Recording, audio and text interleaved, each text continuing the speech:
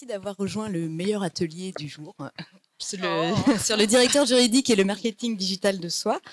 C'est un sujet super important pour nous, directeurs juridiques, parce que je pense que dans notre ADN, on a des valeurs telles que la réserve, la discrétion. C'est pas forcément naturel de communiquer et de se marketer personnellement. Pour animer cet atelier, je suis accompagnée des meilleurs dans la matière. Donc Delphine Bordier, que vous connaissez sûrement. Vous les connaissez tous de toute façon, ils sont hyper connus. Delphine Bordier, donc, qui est manager de transition en LegalOps et créatrice du site et podcast Tout droit tout simple. Marie Ombroux, qui est chasseuse de tête, fondatrice du cabinet de recrutement Atorus Executive et auteur du livre qu'elle vous présente. Et si vous trouviez enfin votre job idéal. Et Arthur Sauzier, consultant LegalOps et créateur de contenu vidéo. Alors, personnellement, je me suis dit que ça m'intéressait de participer et d'animer cet atelier. Moi, je suis co-responsable de la commission management au Cercle Montesquieu, notamment parce que, enfin moi, personnellement, j'ai peur de communiquer sur les réseaux sociaux. Je ne sais pas forcément ce que je peux dire, pas dire.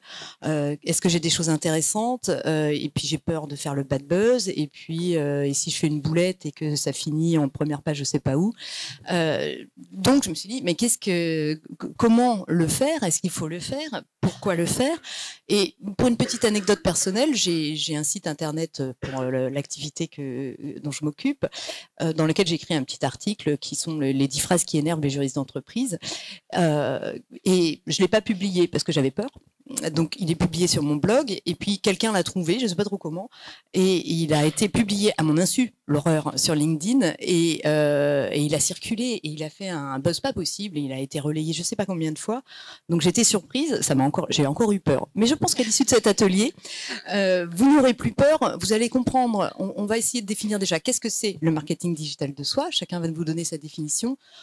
Pourquoi ça a du sens de se marketer en tant que directeur juridique, comment on peut se marketer et puis quels sont un peu les écueils à éviter, les bonnes et les mauvaises pratiques. Alors, c'est quoi le marketing de soi, Delphine?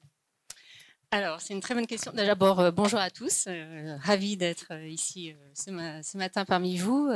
En plus, vous êtes très nombreux, donc c'est quand même assez sympa. Alors, le marketing de soi, il y a plein de définitions différentes selon, vous allez voir, selon nos vécus aussi. Pour moi, avant tout, c'est donner confiance, en fait. Et c'est décider de ce que l'on veut qu'on retienne de nous. Et entre autres, en ce qui me concerne, ça a été beaucoup prendre sa carrière en main. Parce que ça ne suffit pas en fait d'avoir un savoir-faire technique aujourd'hui, on le sait tous. Encore faut-il le faire savoir si on a un objectif en tête. L'objectif, il peut être très varié. Ça peut être se repositionner, chercher un travail, partir à l'étranger, je ne sais pas. Mais c'est vraiment prendre sa carrière en main, faire savoir ce qu'on fait. Et ça, en fait, personne ne le fera à votre place. Personne. Donc, c'est pas grave si vous le faites pas. Si vous avez décidé de pas être sur les réseaux, il y a peut-être un objectif à ça. Peut-être que vous avez une bonne raison. Mais si vous avez un objectif précis et que vous ne le faites pas savoir, forcément, il va rien se passer en fait. Donc, ça crée des opportunités et c'est à vous en fait de donner la visibilité, la résonance de ce que vous voulez qu'on sache de vous. Parce que, encore une fois, c'est à vous de prendre votre carrière en main. Alors, moi, j'ai souvent entendu, oui, mais j'ai pas envie de me mettre en avant, c'est pas mon truc, j'ai pas envie d'être sur les réseaux. Enfin, ce que tu dis, Marie, en fait, et je le comprends très bien. Mais on n'est pas obligé non plus d'être nombriliste. On peut très bien mettre en avant une communication personnelle qui est au service d'un métier ou d'un projet et sans être complètement sur soi. Donc, pour moi, c'est vraiment c'est se positionner. Clairement et l'exprimer clairement en fait, donner confiance, se rendre visible et puis ensuite c'est incarner tout ce qu'on a dit sur les réseaux ou ailleurs. Mais pour moi c'est ces trois choses-là en fait. Voilà. Merci Delphine. Arthur? Bonjour à tous et merci d'être présent et pas être à la conférence Legal Design du coup. Non mais concrètement, en fait, le marketing de soi, c'est quelque chose qui vient un petit peu s'opposer historiquement au marketing plus corporate. C'est-à-dire que pendant très longtemps, on pensait à la communication comme j'ai un produit, j'ai une boîte, je mets en avant cette marque et j'essaye de la pousser. Et en fait, de plus en plus, avec les nouvelles technologies, avec la télévision, avec les réseaux, on arrive à une forme de marque personnelle qui vient incarner plus qu'un produit, c'est un état d'esprit, c'est un savoir-faire, c'est un travail. Et notamment, on peut le voir par exemple, Elon Musk, lui, a une marque personnelle qui est extrêmement forte et tous les projets qu'il va faire vont être impactés positivement par sa marque personnelle. Et vous, finalement, en tant que professionnel du droit, peut-être qu'il y a des avocats ici, il y a beaucoup de directeurs juridiques, ben vous avez aussi à travailler votre marque qui est personnelle, comme l'a dit Delphine, pour divers objectifs. Ça peut être pour augmenter votre notoriété dans votre pratique, dans votre secteur, pour être ambassadeur de votre boîte, pour recruter, que sais-je. Et donc, du coup, en fait, vous allez travailler sur votre marque personnelle, qui est un actif, en fait, un actif, et vous serez cherché pour ça. Et les gens auront confiance pour vous grâce à ça. Et quand vous changerez de boîte, on ne vous prendra pas forcément parce que vous avez un savoir-faire qui est évidemment extrêmement fort, mais parce que vous avez aussi un faire-savoir qui est connu sur le marché. Et c'est vrai que, voilà. Et donc tout ça, c'est réussir finalement à convertir le savoir-faire en faire-savoir et faire de votre présence, en tout cas numérique, et on aura l'occasion de l'évoquer, un actif qui vous suivra et qui grossira au fil de votre carrière. Merci. Alors j'entends déjà 2 fois les mots marque personnelle et confiance. Marie, en tant que chasseuse de tête. En tant que chasseuse de tête, déjà, je voulais vous remercier d'être si nombreux. Et je pense que tous, on partage un plaisir de vous retrouver en vrai. Ça, c'est un truc que je voulais dire. Ensuite, sur la notion de marketing digital de soi, je voudrais vous partager une expérience. C'est par là que j'aurais commencé. Quand je crée mon cabinet, il y a 5 ans, qui s'appelle Atoris Executive, je pars avec 0 €. J'ai pas 1 €, donc j'ai pas d'argent pour faire de la com. Soyons bien clairs. Et quand je crée la boîte, naturellement, on se dit qu'il faut se faire connaître. Quand vous voulez vous faire connaître, la manière la plus simple et normalement la plus rapide, c'est faire de la com, donc du marketing. Et à quoi on pense? On va appeler le Figaro. Et là, vous appelez. Ah, il y a quelqu'un qui appelle en même temps. Bon, oui, c'est le Figaro. Il me faut une ristourne. Non, plus sérieusement, quand vous les appelez pour la première fois, je veux faire un article sur ma boîte, ils vous disent ok, pas de problème, Madame Hombrook, ce sera 6 000 €. Oui, mais moi, je les ai pas. Donc, comment on fait? Et là, vous vous dites, OK, il y a plusieurs manières pour faire du marketing. Soit vous faites du porte-à-porte et vous rencontrez beaucoup de monde. Peut-être qu'il y a quelqu'un qui peut éteindre votre portable? Non, je ne sais pas. Non? Bon, bah alors on va rester avec ce petit bruit. Et donc, vous avez cette option de se dire, je vais faire du porte-à-porte. Ça marche, mais ça va être long. Et il y a une autre option qui est le digital. Et il y a des outils aujourd'hui qui sont formidables, comme LinkedIn, qui vous permettent de vous faire connaître votre marque. Le point de départ de tout ça, quel que soit ce que vous voulez faire sur le digital, le marketing, etc. de soi, c'est quel est mon objectif? Pourquoi je veux faire du marketing? Qu'est-ce que je souhaite faire? Est-ce que c'est en tant que candidat, je veux me faire connaître, donc j'actionnerai ma stratégie d'une certaine manière, ou est-ce que c'est en tant qu'employeur, je veux faire monter ma marque employeur et faire venir des personnes au sein de mes équipes. Donc, le point de départ du marketing de soi, c'est qu'est-ce que je veux faire? Et c'est pas juste quelque chose d'un peu fumeux en disant c'est le marketing, ça me concerne pas. Si ça vous concerne, parce qu'aujourd'hui, en 2022, nous sommes dans un monde où l'image est importante, où la communication est importante, et vous êtes tous à des niveaux de poste où on ne vous demande plus d'être des bons techniciens, parce que ça, normalement, c'est baqué. On vous demande quelque chose en plus, c'est aussi d'être reconnu à l'extérieur, et aussi d'avoir du réseau. Et c'est là où le marketing digital de soi aura de l'importance. Merci Marie. Alors, en tant que directeur juridique, on comprend le concept général de pourquoi se marketer, pour donner confiance, pour se faire connaître. Mais précisément, pourquoi faire en tant que directeur juridique? Moi, j'ai rien à vendre. Est-ce que je dois vraiment le faire? Est-ce que c'est important qu'à nos fonctions, on communique et on se fasse connaître et qu'on se markete? Arthur? C'est sûr que la question du marketing de soi, c'est quelque chose qui est beaucoup plus intuitif initialement quand on est avocat.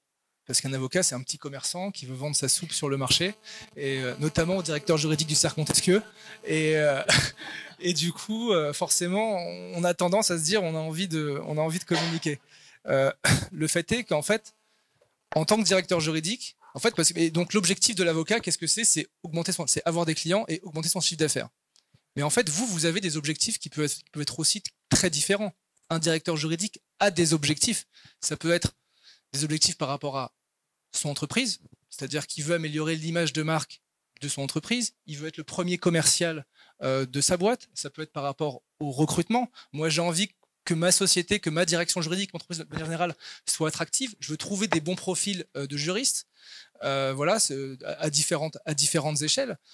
Ça peut être de vous positionner comme un expert sur votre secteur. Par exemple, si vous êtes en financement ou sur des marchés qui sont un petit peu précis dans certains secteurs, vous avez envie de montrer que vous êtes un expert sur le sujet pour peut-être pouvoir vous revendre à droite à gauche.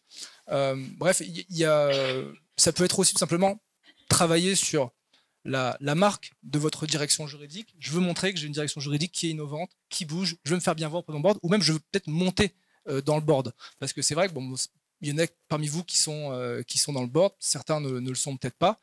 Vous avez vocation à y rentrer, mais pour ça, peut-être, il faut vous faire connaître. Et donc, du coup, en montrant, en choisissant vos objectifs, eh ben, vous réussirez à trouver les bons formats de communication qui iront derrière. Mais globalement, voilà, c'est un petit peu ça, à la hache, les quelques objectifs qu'un directeur juridique peut avoir. Super, merci. Delphine? Alors moi, comme Marie, je vais vous raconter une petite histoire. Et comme Marie, c'était il y a 5 ans. Donc je ne sais pas ce qu'il y avait il y a 5 ans, mais il s'est passé un truc. Macron a été élu. Mais en tout cas, il y a 5 ans, je revenais d'Angleterre. J'avais passé quelques années là-bas. Donc mon réseau était un petit peu plus distant en France et il a fallu que je reconstruise un peu tout ça. Et j'ai eu quelques entretiens avec des chasseurs, Paris, mais pas seulement, et quelques opportunités, excuse-moi, mais et parmi ces chasseurs, j'en ai rencontré un qui m'a... voilà, on a eu un entretien très cordial. Et puis, au cours de l'entretien, il me dit « Bon, c'est super, vous avez un très beau parcours, des expériences à l'étranger, etc.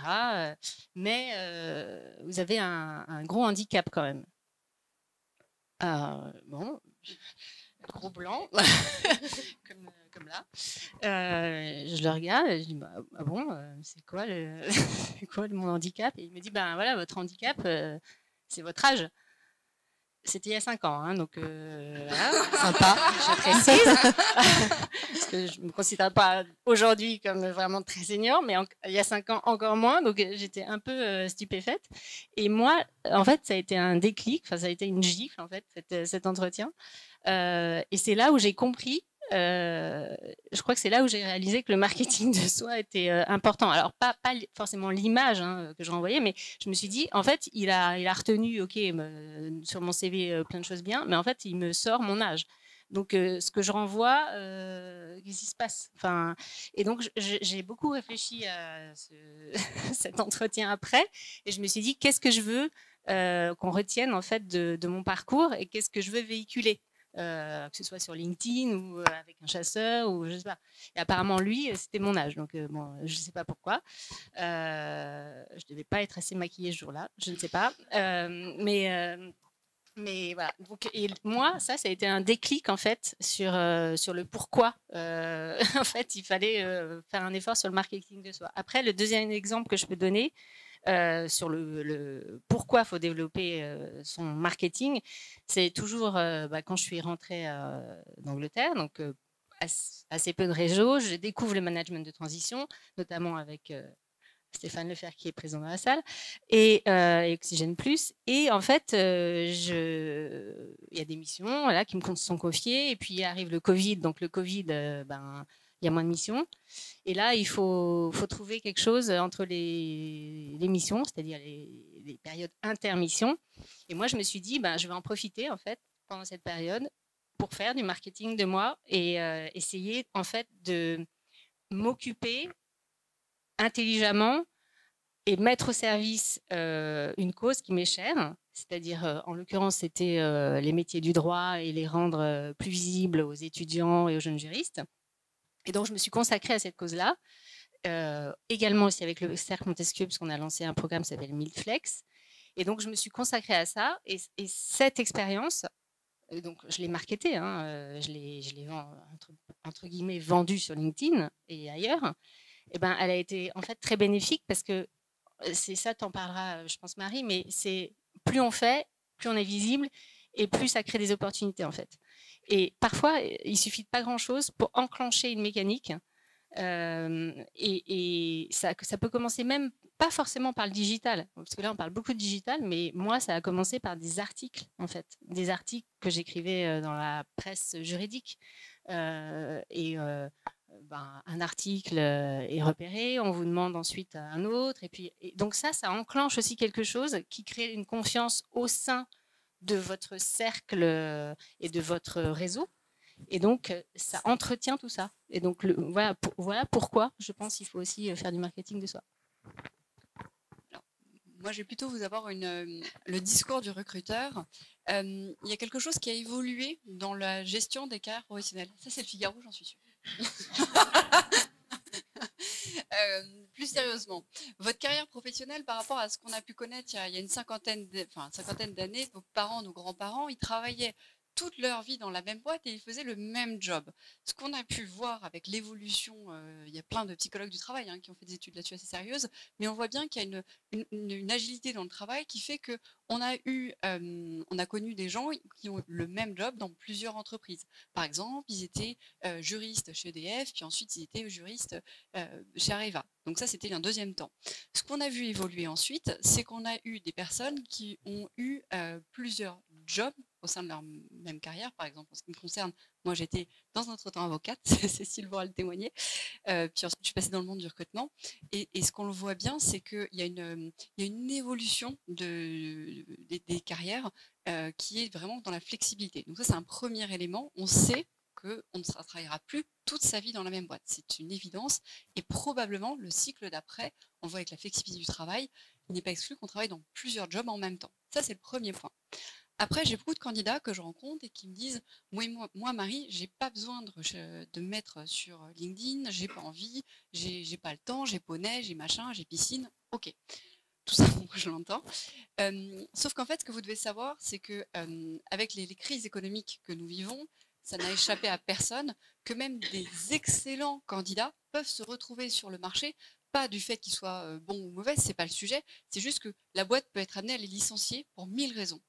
Et donc, le point qui est important, c'est qu'on travaille une carrière professionnelle, non pas quand on est au moment vraiment de rechercher, mais on le travaille en permanence. Et surtout, si je peux me permettre, parce qu'une carrière, ça fait des hauts, ça fait des bas, et en fait, c'est normal, c'est logique. Et donc, moi, mon point de vous dire, c'est travailler votre carrière professionnelle plutôt quand vous êtes en haut, que vous avez les contacts, que les chasseurs vont naturellement venir vers vous, que les journalistes vont s'intéresser à qu'est-ce que pense le directeur juridique peut-être d'une belle boîte sur un sujet particulier. Là, vous aurez plus facilement accès et vous allez plus facilement intéresser des gens quand vous êtes plutôt sur le bas de votre carrière. Après, il y a des gens qui vont s'intéresser à vous, heureusement, et par exemple, c'est mon job, mais c'est un peu plus dur d'actionner les réseaux à ce moment-là. Et ça, c'est le premier élément. Donc, il y a un moment il y a une question de temps.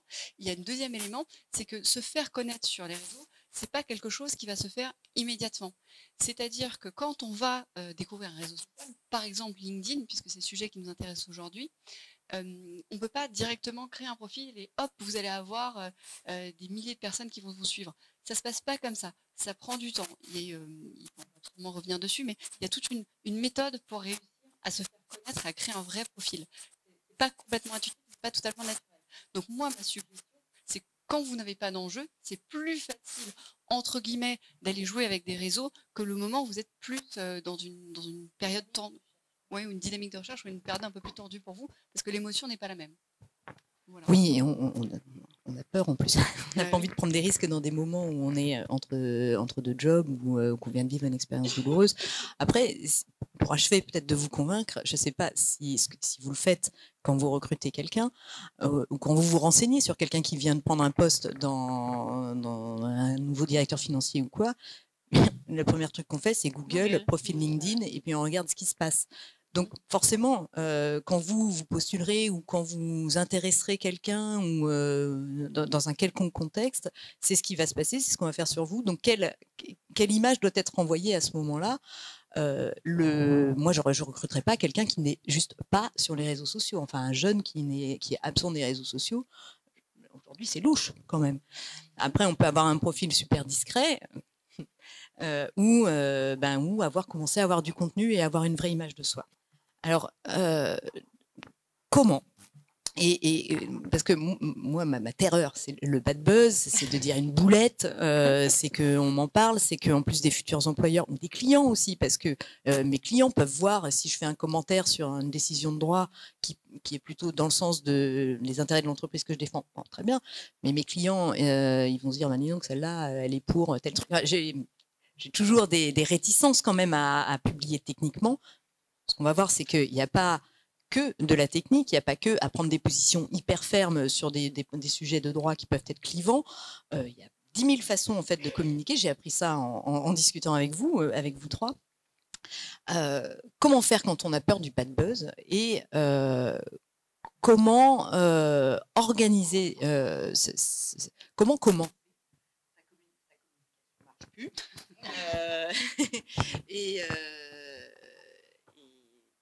et voilà. Donc, peur du bad buzz, c'est une réalité ou pas, Arthur? Qu'est-ce que tu en penses, toi qui es le pro? Le pro du bad buzz, je sais pas. Le pro du contenu vidéo.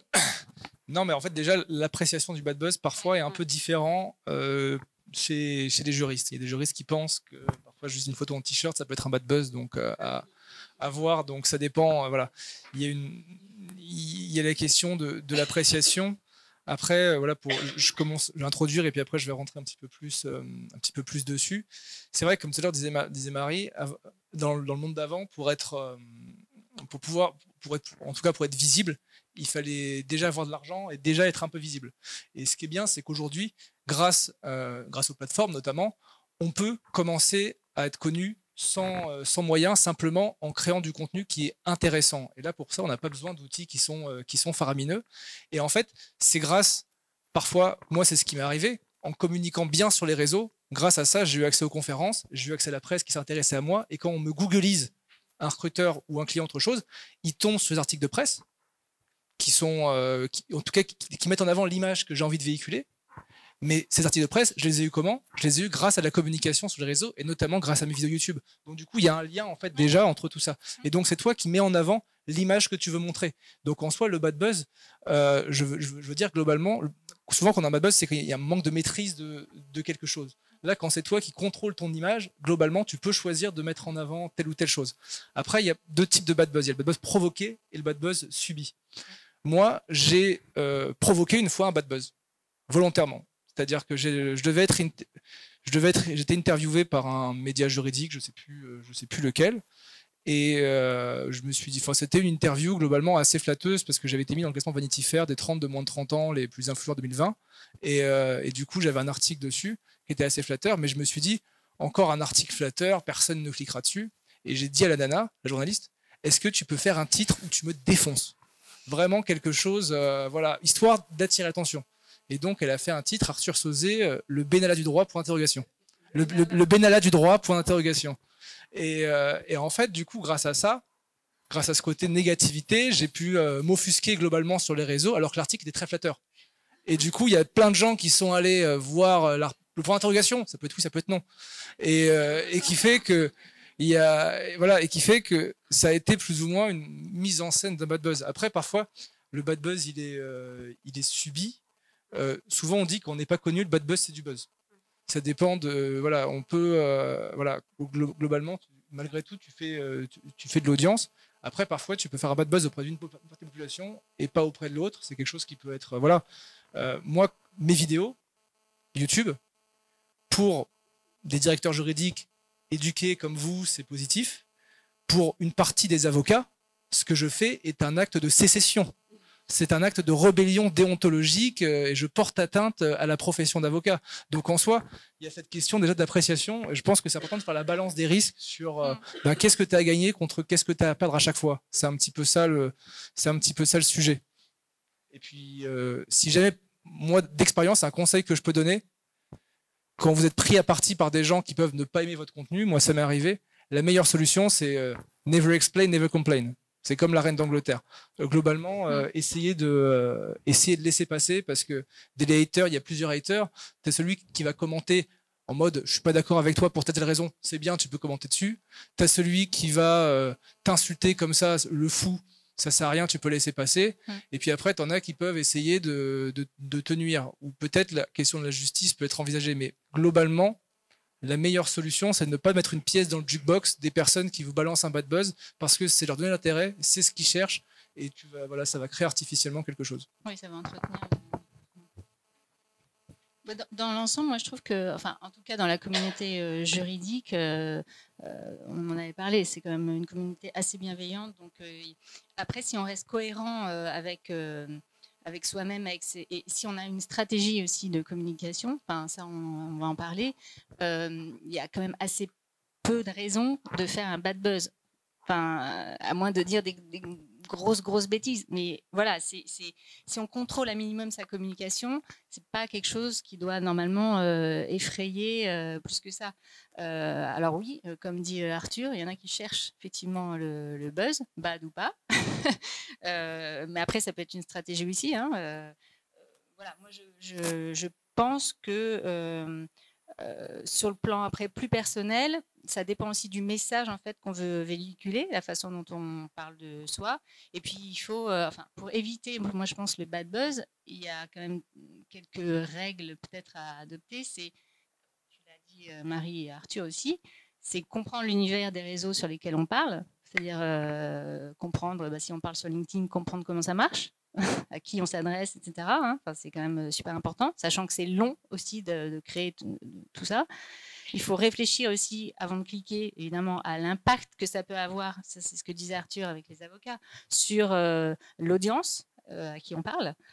Il faut identifier souvent aussi, faire de la veille, c'est-à-dire identifier les sujets qui sont un peu tendance ou sensibles en ce moment, ou qui peuvent un peu heurter. Ça peut être des sujets d'actualité ou autres. Et le dernier point, je pense, mais ça on le fait tous parce qu'on est juriste, c'est se relire, pas 3 fois, mais peut-être 10 fois, quoi, avant de cliquer. Ouais. C'est vrai qu'en termes de bad buzz, juste au moment où on discutait de cet atelier, il y a Madame L'Espagne, j'ai oublié le prénom, Claire L'Espagne, je ne sais pas si vous avez suivi, qui s'est complètement harakiri sur son entreprise, je pense, puisqu'elle a fait une interview qui, somme toute, était, ça allait, moi j'ai écouté l'interview dans sa globalité, était relayée sur les sociaux à mort, avec 100% de bad buzz, puisque en gros ça a été retraduit par vous voulez faire travailler des stagiaires gratuitement pendant 80 heures par semaine. Donc ça c'est la crainte. Bon, comme dit Delphine, le bon conseil, c'est de vraiment faire attention à ce que l'on dit et bien travailler son contenu. Marie, d'autres conseils aussi sur ce point? Oui, moi je vais partager avec vous plutôt ce que j'ai raté, parce qu'en fait là vous avez des gens super successful, mais on n'a pas eu, non, on a tous eu des gros ratages. Ce qu'il faut vraiment avoir en tête, c'est que pour peut-être, en tout cas je parle de mon expérience, pour quelques posts qui vont avoir des millions de vues et un engagement de dingue, moi j'ai eu cette chance d'avoir quelques buzz positifs sur des posts avec plus d'1 million de likes. La difficulté que vous avez, c'est qu'à côté de ça, il y a des centaines de flops. Et avant du bad buzz, il y a surtout du flop. Et la difficulté, donc, je parle encore de mon petit cas, mais quand vous vous retrouvez devant votre page et vous dites de quoi je vais parler. Alors naturellement, comme vous voulez bien faire les choses et on a à cœur de vouloir communiquer des choses un peu techniques. Moi, au début, je passais des heures à préparer des contenus très techniques sur le recrutement. Je suis allée chercher des études très poussées à Harvard sur la psychologie, sur des sujets comme la communication non verbale. Donc là, vous y passez 10 heures et il y a 20 vues, 2 likes. Bon. Là, vous dites, OK, super. Et après, vous dites, non, mais en fait, il faut que je change, il faut que je trouve ma patte. Et ça met un peu de temps. Moi, ce qui a été important pour moi, c'est j'ai mis tous les lundis, j'ai fait ce qu'on appelle la citation du lundi, je pense que vous la connaissez tous. Et c'est devenu un peu une jokes, parce que, en fait, à un moment, vous n'avez plus de citation, quoi. Donc, en fait, et Confucius, on lui a tout fait dire. Donc, du coup, après, c'est devenu une joke où j'ai beaucoup de clients et de candidats, et je vous invite à tous le faire, de ne pas hésiter à m'envoyer des citations. Et en fait, c'est devenu une joke où on fait la cousine de Confucius, la grand-mère de je sais pas qui. Et ça devient un truc qui est un peu un truc entre nous, des directeurs juridiques. Et ça crée un lien. Et ça me permet de faire quelque chose où je ne passe pas 4 heures dessus, même si parfois ça nous met du temps. Mais ça ça me permet d'avoir un engagement, et ce qui fait qu'une fois par semaine, j'ai quelque chose d'un peu plus léger, qui n'est pas trop engageant, parce que les gens n'ont pas le temps de lire sur les réseaux. Et après, en parallèle, quand j'ai des sujets un peu plus techniques, un peu plus poussés, par exemple, moi, un thème qui m'est cher, c'est tout ce qui va être le handicap. Donc, je travaille beaucoup sur ces sujets-là. Quand je vais en parler, du coup, ça va un peu plus emmener du monde. Et je me suis rendu compte plus vous communiquez, vous allez créer une espèce de communauté de gens qui vous suivent. Il y a des irréductibles qui likent tout, qui sont hyper contents et qui se disent « Ah, c'est cool, je la soutiens » et ça, mais c'est génial. Puis il y en a quelques-uns qui, effectivement, dès que vous mettez un truc, ils communiquent quelque chose de négatif. Moi, j'en ai eu un comme ça, qui avait une volonté destructrice à chaque fois de me dire « Gna, gna, ça va pas. » Bon. Je l'ai aussi, on a le même. Oui, on a le même. Et on est très nombreux à avoir le même. Et donc, moi, il y a eu un moment, j'ai pris mon téléphone et je l'ai appelé et je lui ai dit, mais qu'est-ce que tu as mangé ce matin? Qu'est-ce qui s'est passé dans tes Weetabix? Enfin, bon, bref. Et en fait, on s'est rendu compte, en parlant entre personnes, qu'il faisait ça sur tous les profils et qu'il était un petit peu enragé, ce monsieur. Et donc, du coup, moi, je lui ai dit, en fait, ah bah tu le bloques, tu le signales, et puis en fait tu appelles tes copains, tu lui dis en fait maintenant on va arrêter monsieur parce que on lui fout la paix. Et du coup quand il a foutu la paix à Marion Brook, il allait sur Arthur. Chacun ses problèmes. Et on se le refile, c'est assez marrant. Donc Delphine, tu le veux? Delphine, on va lui suggérer. Je garde.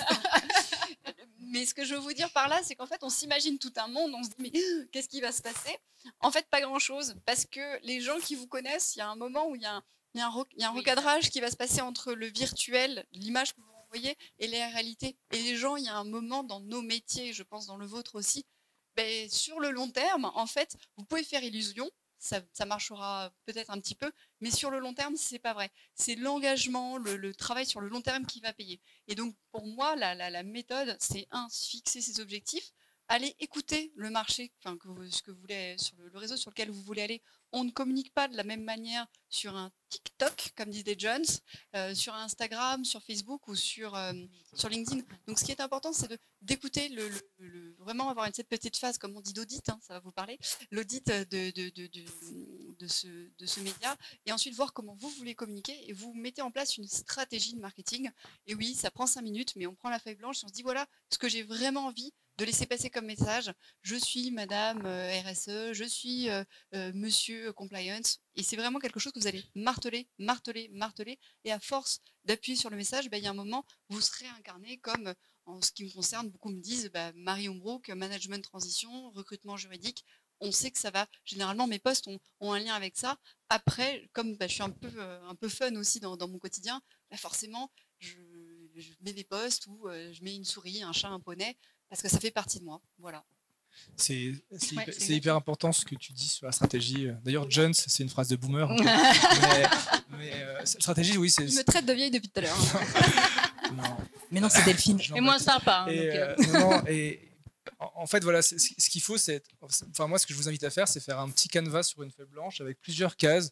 Une case, mes objectifs, voilà, concrètement, qu'est-ce que je veux faire, puis il y en avoir plusieurs. Ensuite, surtout, à qui vous voulez parler.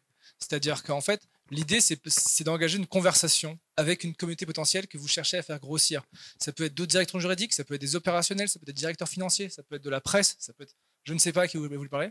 Qu'est-ce que font les autres? Vraiment, n'hésitez pas à aller voir ce que font vos pairs, ou même dans votre secteur ou dans d'autres, et vous inspirer des meilleures pratiques. Ensuite, essayez de trouver votre ligne éditoriale, c'est-à-dire que l'idée, c'est pas juste des posts en vrac, des réseaux, des médias sociaux d'ailleurs. Les médias sociaux, il y a médias.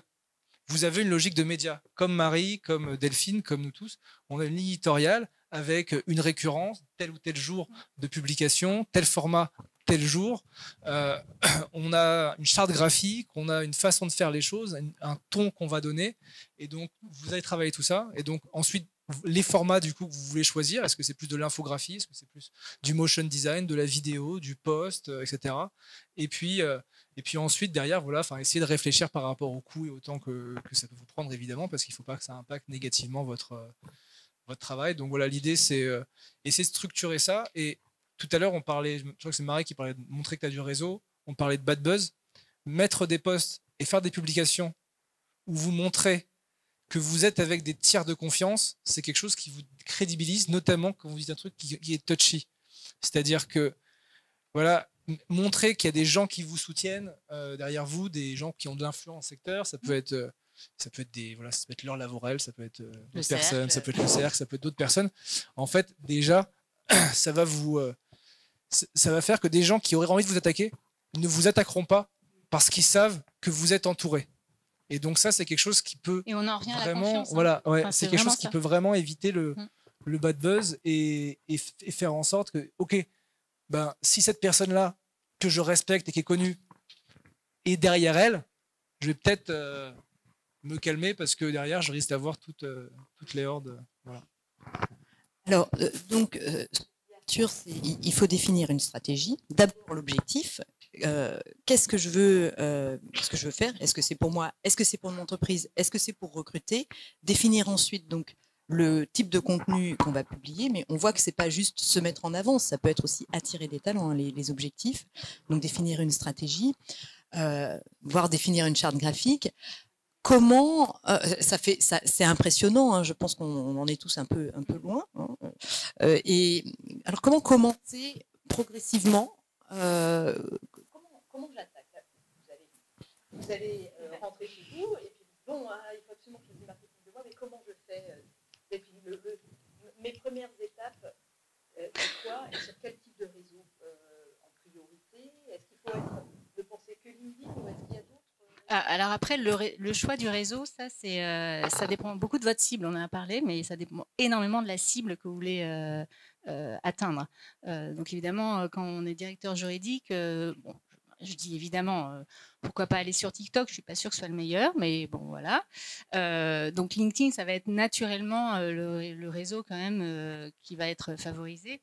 Après, sur comment faire, moi, je pense très sincèrement, en tout cas, moi, c'est ce que j'ai fait, c'est la méthode Kaizen, c'est-à-dire la stratégie des petits pas. Commencer par avoir une vitrine. La vitrine, c'est déjà un profil LinkedIn qui soit cohérent, clair, qui représente vraiment ce que vous êtes.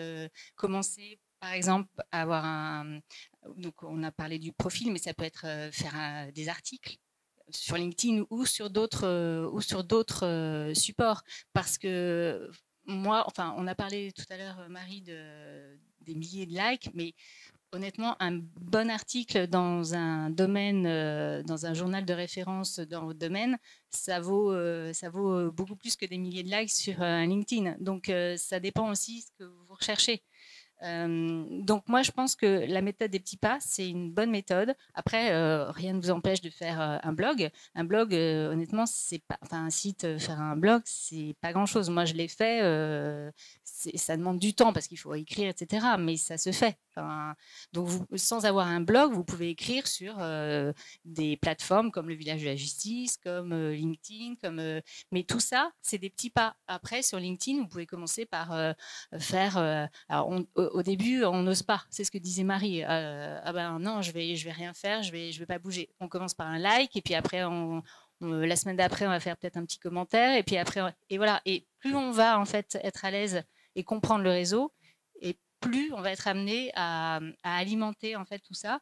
Et moi, je pense que voilà, il faut identifier aussi les modes d'expression où on est le plus à l'aise, parce qu'on dit tout le temps, il faut sortir de sa zone de confort. Là-dedans, je suis pas sûre, moi. Honnêtement, je dirais plus qu'il faut l'élargir que sortir de sa zone de confort. Mais par contre, je pense que l'absence totale de communication aujourd'hui personnelle sur ces réseaux, moi, je pense que c'est vraiment un frein au développement de sa carrière. Et donc de visibilité, de se démarquer de la concurrence.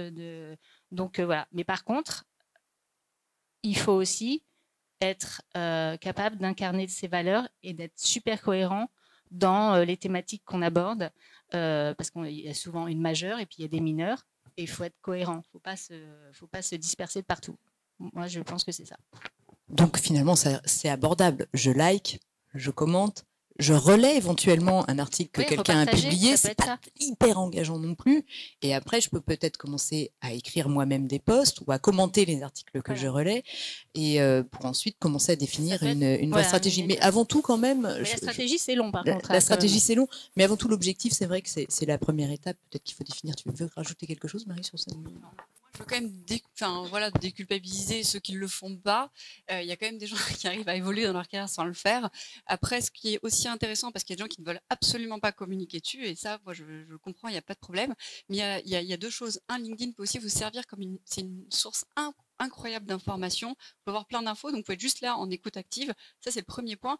Après, il y a une règle que tu as donnée, Delphine, et qui est pour moi quelque chose que je résume en un dicton, qui est le fameux plus tu. Et ça marche, mais à tous les coups. Plus tu ranges ta chambre, plus elle sera rangée, plus tu vas sur LinkedIn, plus on te connaîtra, ça marche tout le temps. Et en vrai, ce que j'ai remarqué, en tous les cas en tant que chasseur de tête, on appelle toujours les mêmes personnes.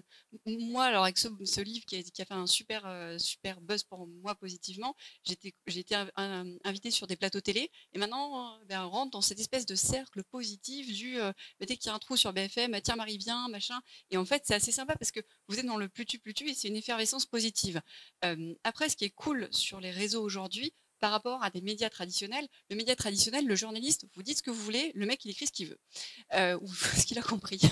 Là, ce qui est génial, et moi en tous les cas en tant que contrôle fric, je sais que sur LinkedIn, je contrôle qui voit, ce que j'écris, ce que je fais. Donc c'est quand même une mode de communication, de se marketer, de choisir l'image qu'on veut. Et si elle ne nous plaît pas, on peut quand même le supprimer. Donc il y a quand même un contrôle. Et pour des gens comme nous qui aiment bien le contrôle, c'est quand même assez efficace. Donc mon idée, j'espère que vous retiendrez ça. Le marketing digital de soi, c'est important dans un monde où l'image, ça passe par l'image, hein, quoi qu'on en dise. Après, c'est pas obligatoire. Il y en a qui font sans. Juste à vous de vous déterminer qu'est-ce que vous avez envie pour votre carrière et pour vos équipes. Et l'objectif. Et c'est vrai que c'est vous qui maîtrisez votre image, comme tu l'as justement dit, et qui déterminez le message que vous faire passer, sans frein. C'est-à-dire que, je sais pas, vous êtes le directeur juridique de Buitoni, par exemple. Si vous êtes compliqué. Si vous aimez, au moins, ce que vous direz ne sera pas déformé ou coupé dans une interview, etc. Donc, pourquoi pas. Et après, peut-être un des petits conseils, c'est se dire, en fait, on pense que c'est un truc qui est très tout seul. Tu es derrière ton PC, ton téléphone, tu likes, tu commentes, tu postes. En fait, essayez de voir ça comme une démarche aussi collaborative, parce que nous, par exemple, avec Marie, dès qu'on fait un post LinkedIn, on se l'envoie par un groupe WhatsApp avec d'autres personnes et on like, commente et partage directement. Et ça, du coup, ça booste le référencement. Donc, trouvez des personnes aussi qui ont des synergies avec vous, qui ont des cibles communes pour essayer de vous entraider. Ou même, ça peut être vos équipes. C'est-à-dire, peut-être, essayez de voir la communication du directeur juridique comme un projet d'équipe. C'est-à-dire, faites une petite boucle Telegram avec vos juristes, peut-être, et faites en sorte que dès que vous mettez un post, tous les juristes, peut-être, ils vont se mettre dessus, ils vont partager, ils vont commenter, etc. Ça va booster du coup votre post, donc c'est bien pour le référencement. Ça vous mettra en avant, ça crée une dynamique d'équipe, et peut-être qu'après vous formerez aussi d'autres juristes sur ces fameux soft skills que Marie connaît très bien. Et donc il y a un cycle vertueux, ça peut être quelque chose qui peut être assez intéressant. Oui, par exemple, mettre en avant quelqu'un de son équipe, si vous avez quelqu'un qui, je trouve, est particulièrement performant, c'est facile et ça rapporte et il n'y a pas de risque. Hein, on met quelqu'un en avant. Merci à tous les trois. Moi, je retiens en conclusion. Alors, Arthur, il veut donner de l'espoir. C'est possible et c'est pas si difficile. Delphine vous conseille d'y aller au petit pas et notre chère Marie nous dit plus tu. Et c'est vrai que depuis que j'ai entendu cette phrase, elle n'est pas sortie de ma tête. Alors, merci pour votre écoute attentive et j'espère que vous êtes convaincus.